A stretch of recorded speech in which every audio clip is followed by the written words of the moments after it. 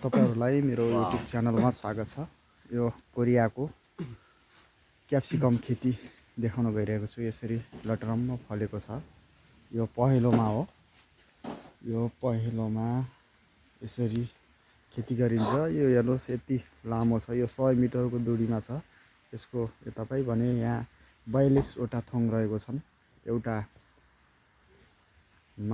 4 वटा लाइन हुन्छन् अनि 42 वटा छ। 4 चौको 36, 4 दुना 8, 36, 8 14, 44 वटा यस्ता छन्।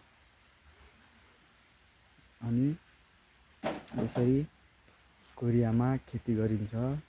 यसरी बोट लगाएपछि यसरी दुईवटा हाँगा मात्रै माथि लगिन्छ। अरूको मन्टा चिमर्दै अनि तल एउटा पात राखिन्छ भने माथि आएपछि यसरी एउटा दुईटा पात राख्ने गरिन्छ। यो तल एउटा थियो हैन। अब गर्मी सिजन लागेपछि दुईटा राखिन्छ। त्यसपछि यहाँ माथि आउँदा अब यसलाई यसरी भाँचेर यहाँबाट यसरी भाँचेर राखिन्छ। त्यसपछि यो रस्सीमा बेडेर लैन्छ। यसरी चाहिँ यो यहाँको खेती हो। अनि